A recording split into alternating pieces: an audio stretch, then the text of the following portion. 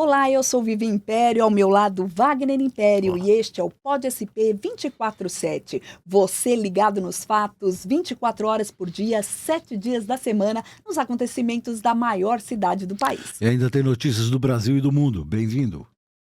A gente abre o Pod SP 24/7 de hoje mostrando que é preciso nutrir para educar. Você vai ver como o PNAE, o Programa Nacional de Alimentação Escolar, trabalha para oferecer merenda saudável para 40 milhões de alunos. Iogurte com morango e sucrilhos. O lanche da tarde agradou essa turminha. Ana, você gosta do lanche da escola? Eu amo. Eu gosto porque eles são bem saudáveis e também bem delicioso. E a gente também pode repetir, né? Quando é em casa, a gente não pode repetir. Tem fruta, é saudável e é bom para mim que eu jogo bola.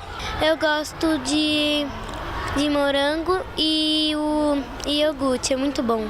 No Centro de Ensino Fundamental 2 da Estrutural, cidade a 15 quilômetros do centro de Brasília, estudam 1.218 alunos, divididos em 2 períodos. 800 deles são de famílias que recebem benefícios como Bolsa Família. Na escola, podem contar com 2 refeições por turno, feita com produtos frescos e saudáveis. Uma criança com fome, ela não aprende. Então, se de manhã cedo eles chegam, eles já recebem o café, o transcorrer da manhã é muito mais tranquilo, porque a criança não vai sentir dor no estômago, ela não vai sentir a necessidade de algum outro alimento. Então, no almoço, eles têm arroz, eles têm feijão, eles têm a proteína, eles têm verduras e eles têm uma fruta. A merenda escolar é garantida pelo Programa Nacional de Alimentação Escolar, o PNAE, responsável pelo repasse de recursos do governo federal para atender os estudantes da educação básica nas redes municipal, distrital, estadual e federal. E entre as exigências do PNAE está garantir que os cardápios sejam elaborados por nutricionistas. O Brasil conta com quase 8 mil nutricionistas dedicados à alimentação escolar. Um desafio que alcança aproximadamente 150 mil escolas. E é esse batalhão de profissionais que garante que o alimento que chega a quase 40 milhões de estudantes em todo o país seja balanceado e adequado ao desenvolvimento dos menores. Neste ano de 2025, nós temos um orçamento de 5 bilhões e meio de reais, 5 milhões e 500 milhões de reais. Então é um orçamento bem calibroso, é em torno aí de um bilhão de dólares. Lembrando que isso é só o orçamento federal. Nós temos aí um orçamento também que é bem importante, de estados e de municípios, que fazem com que esse valor seja gigante. Juliene é a nutricionista responsável técnica pela alimentação da rede pública do Distrito Federal. Na hora de fazer o cardápio, considera fatores como hábitos regionais e a produção da agricultura familiar. A gente todo ano faz uma chamada pública, né? Então a gente já tem os agricultores que eles já são usuais para participar. Então a gente consegue contratar de 15 a 17 cooperativas para garantir que todas as regionais de ensino, todas as escolas do DF recebam gêneros da agricultura familiar toda segunda-feira. Dependendo do que eles estão produzindo, do que eles estão plantando e qual a época de cada produto, a gente vai fazendo essa elaboração dos cardápios.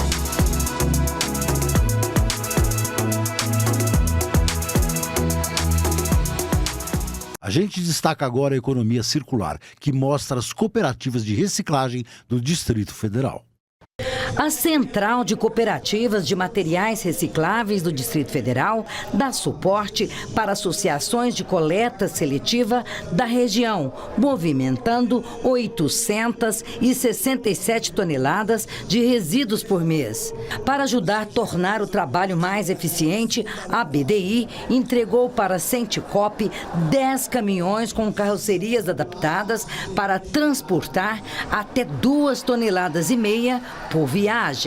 Os veículos serão distribuídos entre as cooperativas que fazem parte da Senticop e vão atender cerca de 700 catadores. A gente fortalecer o associativismo e fortalecer, Lucinha, as cooperativas, o cooperativismo, unir todo mundo para ter melhor resultado, para melhorar a renda e prestar um serviço ainda melhor à sociedade. Então, força às cooperativas. Conte conosco para a gente fortalecer o cooperativismo. A ação faz parte do programa Coopera Mais e soma esforços com a Política Nacional de Resíduos Sólidos e com o Plano Nacional de Inclusão Produtiva e a Estratégia Nacional de Economia Circular. O Coopera Mais prevê um investimento de quase 17 milhões de reais, atendendo cerca de 30 cooperativas do DF. A iniciativa tem como meta ampliar em até 30% a produtividade da coleta dos resíduos recicláveis. No evento, Alckmin destacou ainda uma medida do governo para melhorar a vida dos catadores. O presidente Lula assinou o decreto aumentando o imposto de importação para material reciclado. Então, à medida que segura um pouco a importação, sobe o preço dos reciclados aqui dentro. Então, melhora a renda de quem trabalha com os reciclados e com as cooperativas. Norte Conectado, você vai ver agora o programa que amplia a infraestrutura digital para a região com internet de qualidade para milhões de pessoas. Estudante da Universidade Federal do Amazonas, Matheus precisa de acesso rápido à internet para estudar e desenvolver habilidades para o mercado de trabalho. Algo que só foi possível com a nova etapa da Infovia 4, parte do projeto Norte Conectado. Faz total diferença para quem depende de uma internet de qualidade, para ter acesso a plataformas digitais de ensino, bibliotecas virtuais e pesquisas online, assim facilitando a comunicação entre professores e colegas. Composta por trechos subaquáticos e terrestres, a obra inaugurada pelo presidente Lula vai levar internet de alta velocidade às regiões remotas da região norte. O planejamento do governo é interligar capitais e municípios na Amazônia, utilizando grandes infovias digitais de fibra ótica. Nós vamos conectar esse país inteiro e a gente vai facilitar com que as pessoas possam, de forma civilizada, ter as mesmas oportunidades de conversa, de ter acesso à informação que tem de Roraima até Chuí, sabe, até Porto Alegre. Ou seja, o Brasil vai ser igual quando a gente terminar de colocar as infovias em todos os lugares que nós temos que colocar. Nas 8 infovias do projeto Norte Conectado, vão ser lançados nos rios da região 12 mil quilômetros de cabos de fibra ótica como esse daqui. A solução tem baixo impacto ambiental e o poder de trazer para o mundo digital 10 milhões de pessoas que vivem em comunidades isoladas.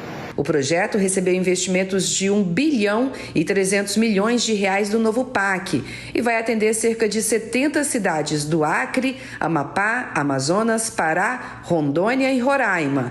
A conclusão está prevista para o final de 2026. O objetivo disso tudo é fazer com que aumente a qualidade de internet no interior do estado, por onde passa essa fibra ótica. Isso é para preparar a disponibilidade de rede para os provedores que estão nessas regiões, para as entidades que serão beneficiadas com essa prestação de serviço, para que melhore a disponibilidade e a experiência do usuário, assim quando acessar essa nova rede que está sendo implantada. A estrutura vai conectar escolas, hospitais e universidades e prédios públicos. Mais de 460 mil pessoas em 4 cidades terão acesso à internet de alta velocidade com as obras inauguradas. Produtores rurais que tiveram perdas nas safras devido a eventos climáticos vão poder renegociar suas dívidas. Com o aquecimento global, os eventos climáticos extremos são cada vez mais comuns. Episódios como as fortes enchentes que assolaram o Rio Grande do Sul no ano passado afetam diretamente a vida de quem trabalha no campo. E para ajudar os produtores agrícolas a se recuperarem dos impactos na produção, o presidente Lula assinou uma medida provisória que garante a renegociação de dívidas rurais em condições especiais. No total, são 12 bilhões de reais para apoiar até 100 mil produtores em todo o país. Nos últimos anos, secas prolongadas e fortes enchentes causaram grandes perdas aos nossos agricultores, gerando dívidas e travando crédito para a preparação da nova safra. Por isso, tomei a decisão de darmos mais uma garantia ao setor. A medida vale para pequenos médios e grandes produtores, com 2 perdas de safra nos últimos 5 anos, em municípios que decretaram calamidade 2 vezes nesse período. Os juros e o volume de crédito vão variar de acordo com o porte do agricultor. O pequeno produtor terá acesso a até R$250 mil de crédito, com taxa de juros de 6% ao ano. Já o médio produtor poderá pegar até R$1,5 milhão com taxa de até 8% ao ano. Para os demais, os recursos chegam a R$3 milhões com taxa de até 10% ao ano. Os produtores rurais terão até 9 anos para quitação e 1 ano de carência para o início do pagamento. O financiamento das renegociações vem do Tesouro Nacional, que repassa os recursos para bancos públicos, privados e cooperativas de crédito, com o BNDES na estruturação. Com isso, além dos R$12 bilhões em recursos diretos do Tesouro, tem também a entrada de aproximadamente R$20 bilhões em recursos próprios dos bancos, estimulados por incentivos tributários. Durante a abertura da 48ª Expo Inter em Esteio, no Rio Grande do Sul, o ministro Paulo Teixeira falou sobre a medida. Isso vai atender a todos os agricultores que poderão tomar esses recursos nos bancos, mas vai atender a 95% dos agricultores familiares, a 95% dos pronampianos e a 87% dos grandes agricultores do Rio Grande do Sul. Não é perdão, é renegociação responsável. Os produtores terão até 9 anos para pagar, com 1 ano de carência, para se reorganizar e seguir plantando. Com essa medida, o produtor recupera crédito e volta a plantar com segurança. O consumidor ganha mais oferta de alimentos e preços mais estáveis. O assunto é meio ambiente. O programa União com Municípios prevê investimentos na ordem de R$150 milhões no combate às queimadas na Amazônia. R$150 milhões. Esse é o valor destinado para o programa União com Municípios pela redução do desmatamento e incêndios florestais na Amazônia. O foco é prevenir, monitorar, controlar e reduzir o desmatamento, além de promover ações de regularização ambiental e fundiária. Durante a cerimônia de implementação do programa, o presidente Lula deu detalhes da iniciativa. Nós vamos utilizar recursos do governo, do Fundo Amazônia, administrado pelo BNDES, e tem 70 prefeitos que entraram, que concordaram em participar disso. Esses prefeitos vão ser premiados com dinheiro para eles possam ter os equipamentos necessários. É preciso drone, é preciso drone, é preciso barco, é preciso barco, é preciso caminhão, é preciso caminhão.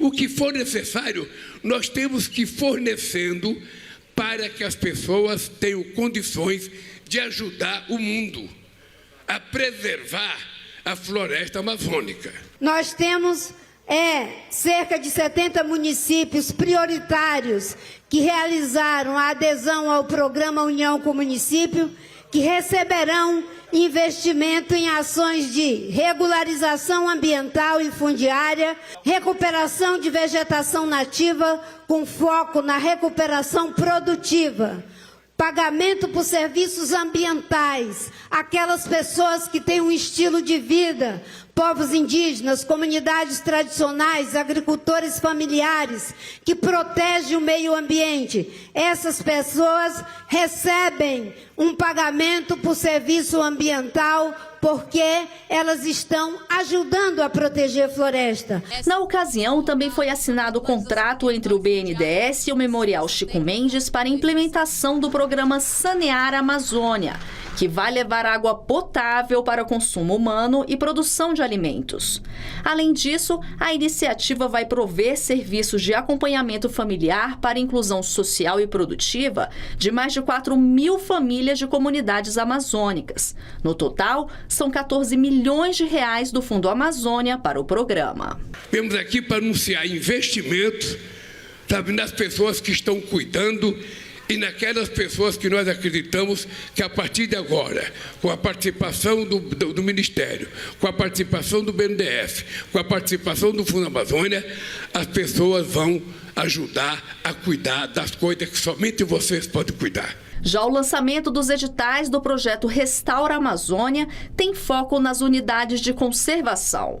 Serão disponibilizados até R$ 79 milhões para a restauração de até 2,2 mil hectares e geração de cerca de 880 empregos. As propostas poderão ser entregues até o dia 10 de novembro.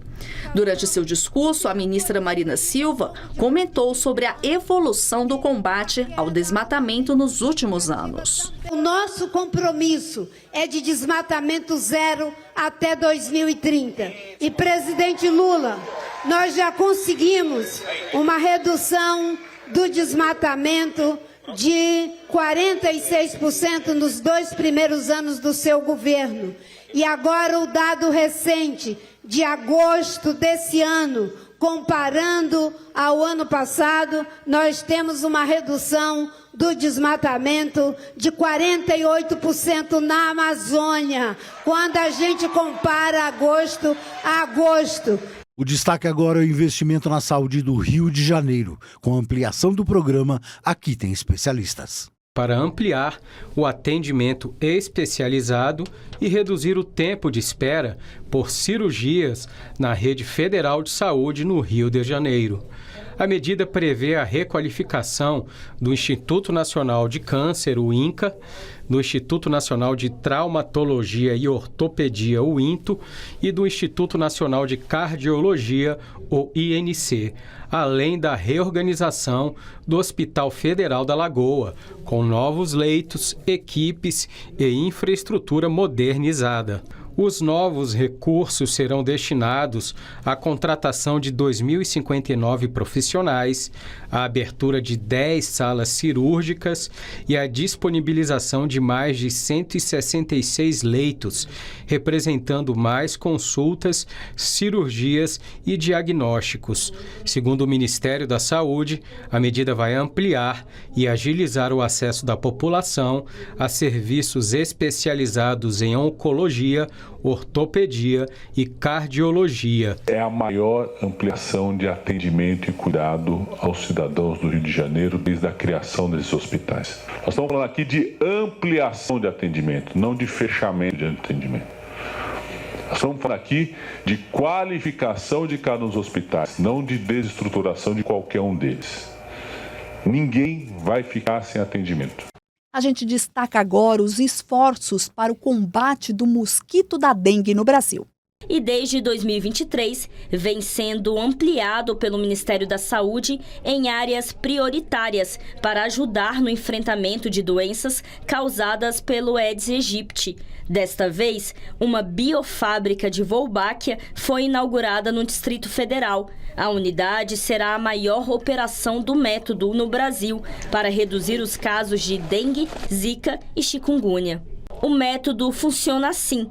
A Aedes aegypti com Wolbachia são liberados para que se reproduzam com outros Aedes locais, estabelecendo aos poucos uma nova população de mosquitos, todos com Wolbachia. A Wolbachia é uma bactéria presente em 60% dos insetos e, quando injetada no Aedes aegypti, impede o desenvolvimento de doenças. A Wolbachia não pode ser transmitida para humanos ou outros mamíferos.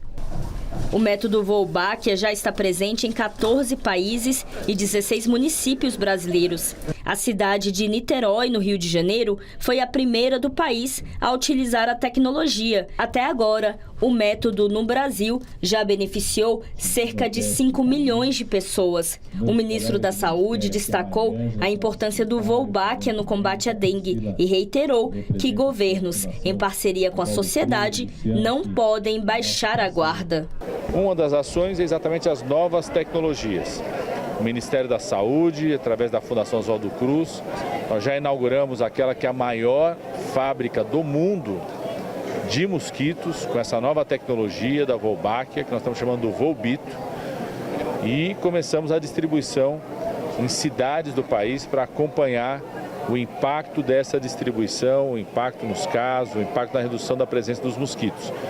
Os dados que nós temos dos projetos pilotos anteriores, sobretudo na cidade de Niterói, de redução de 69% dos casos de dengue depois do uso dessa tecnologia. O Ministério da Saúde também anunciou que vem apoiando o desenvolvimento de uma nova vacina contra a dengue. O imunizante é desenvolvido numa parceria de instituições públicas brasileiras com empresas internacionais. A expectativa é que a vacina de dose única comece a ser aplicada no ano que vem e imunize uma parcela maior da população. A expectativa é a grande aposta do Ministério da Saúde termos uma vacina que a gente possa utilizar num público mais amplo do que a atual, que é recomendado principalmente para o público adolescente, uma dose apenas, ou seja, com maior adesão, e que a gente possa ir crescendo na produção para que a gente possa distribuir um volume muito maior do que a gente tem hoje. O Brasil ser a grande experiência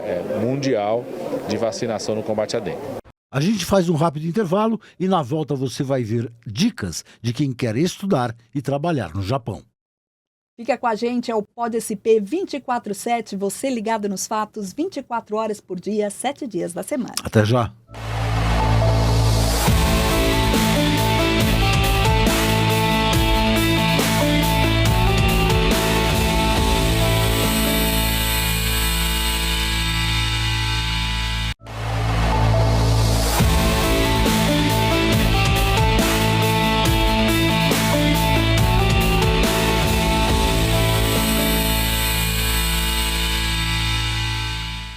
O Pod SP 24/7 está de volta, mostrando aí dicas para quem tem o sonho de estudar e trabalhar no Japão. Veja na reportagem quais são os caminhos do intercâmbio na Terra do Sol Nascente. O que Camille e Cristiane têm em comum?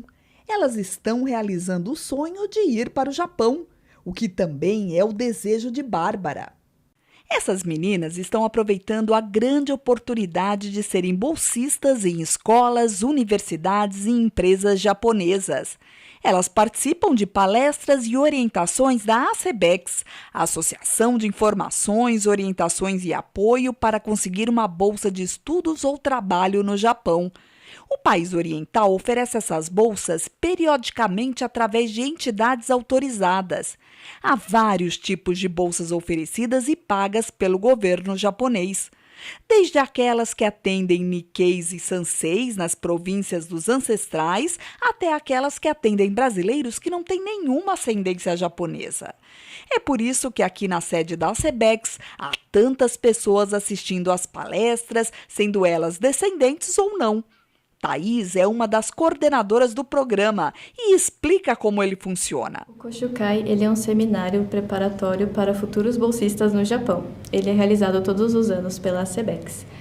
No seu conteúdo tem palestras informativas e também dicas para preparar os futuros bolsistas.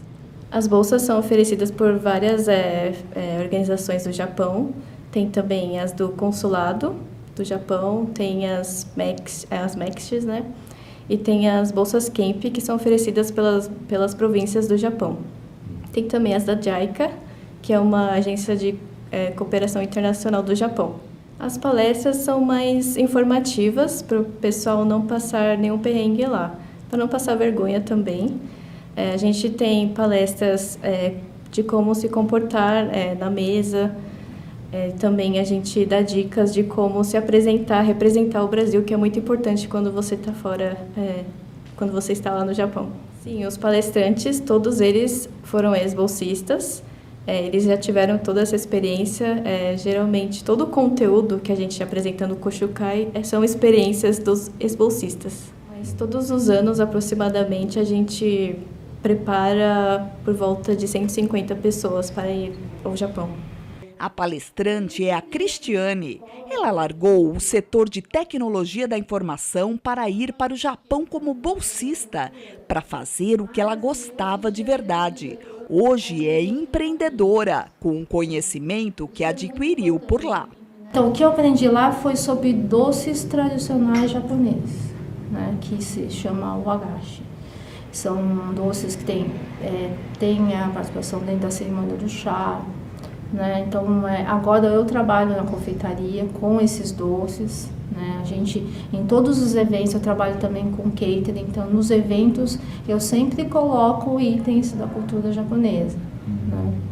Basicamente assim. Também já comecei a dar workshops de wagashi. Chegando lá, a gente aprende sobre cultura, sobre política, sobre imigração japonesa. E aí a gente parte para o curso basicamente de aprender o doce.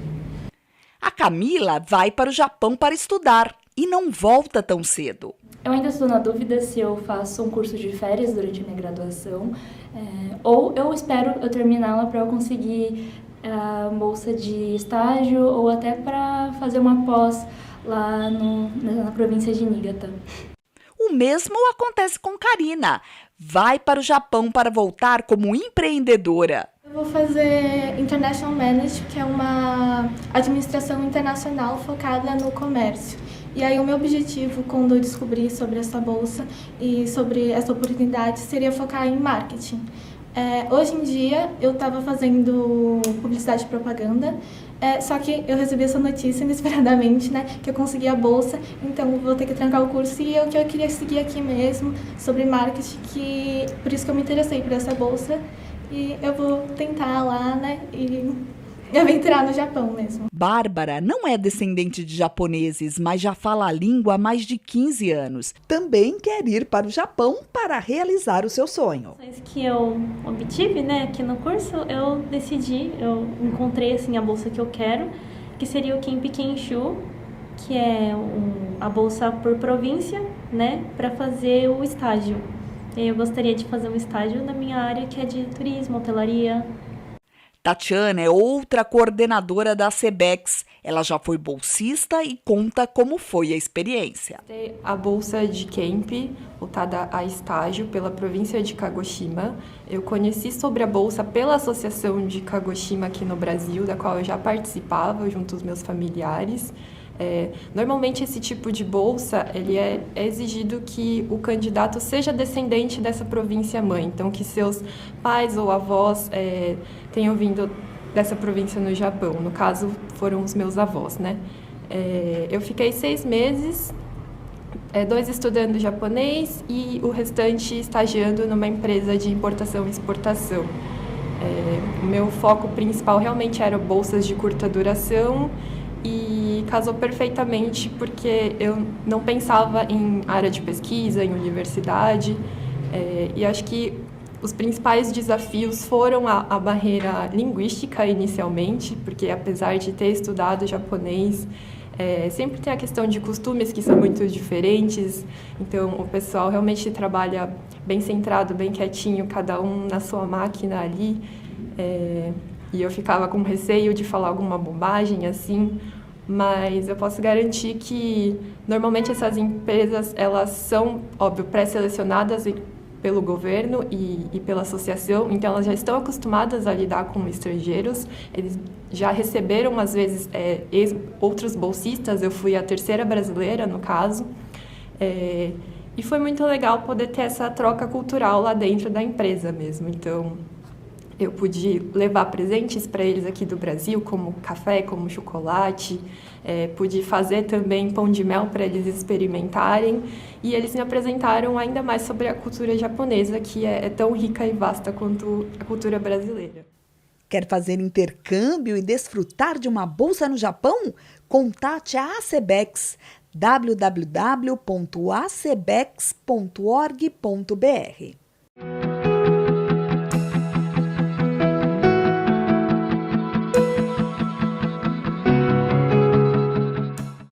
É isso, o Pod SP 24/7 fica por aqui. Muito obrigada pela sua companhia e eu te aguardo na próxima edição. Lembrando que você pode ouvir o nosso podcast na sua plataforma preferida de áudio ou então no nosso canal do YouTube, @PodSP247. Até amanhã. Até.